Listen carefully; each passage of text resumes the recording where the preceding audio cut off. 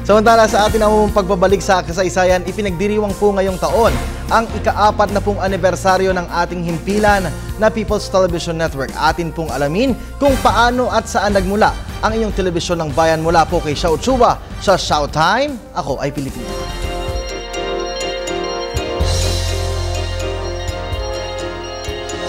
Makasaysayang araw po, it's Showtime! 40 years ago, February 2, 1974, itinatag ang Government Television o GTV4.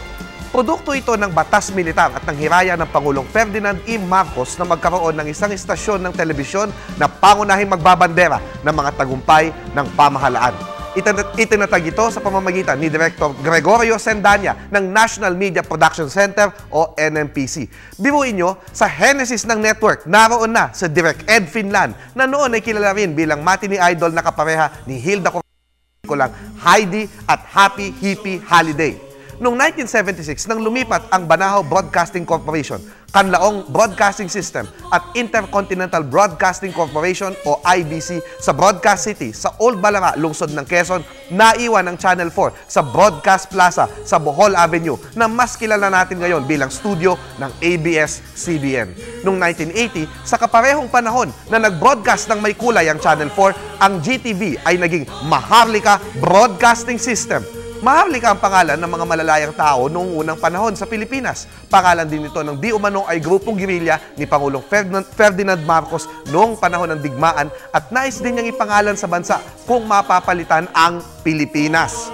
Noong February 24, 1986, sa kalagitnaan ng EDSA People Power Revolution, kinuha ng mga rebelde laban sa diktadura matapos ang isang bakbakan ang Channel 4 Studios at muling na broadcast na sila, ngunit sumusuporta na sa bagong Pangulong Cory Aquino. Mula noon, dahil sa People Power, nakilala na ang istasyon bilang People's Television Network. Simbolismo ang bagong pangalan sa pagbawi ng network mula sa interes ng diktadura at pagbabalik sa mamamayan. Nang bawiin na ng mga Lopez ang ABS-CBN compound, lumipat kinalaunan ang transmitter, studio at ang mga tanggapan nito sa Broadcast Complex, Visayas Avenue, Diliman, Lungsod, Quezon. Nagtamo ito ng full satellite transmission sa buong bansa noong 1992.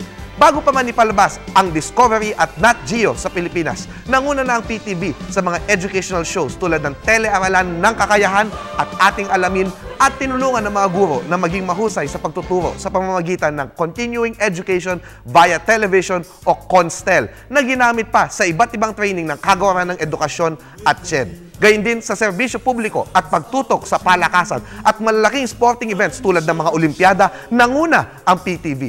Umani ng Parangalan Network bilang Hall of Fame Award for Best Station at Most Balanced Programming mula 1987 hanggang 1989 sa Catholic Mass Media Awards or CMMA.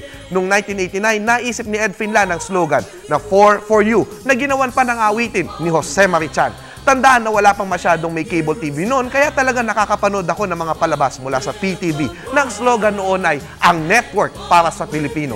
Nasaksihan ko sa pamamagitan ng PTV ang selebrasyon ng bansa, kabilang na ang ating sentenaryo, ang inaugurasyon ng Pangulong Estrada at ang TV series na Mussolini, The Untold Story. Mas natutunan kong maging kritikal at mulat dahil sa PTV. Nagpapatuloy ang kwento ng Channel 4. Abangan ang susunod na kabanata. Ako po si Xiao Chua, para sa telebisyon ng bayan. And that was Showtime.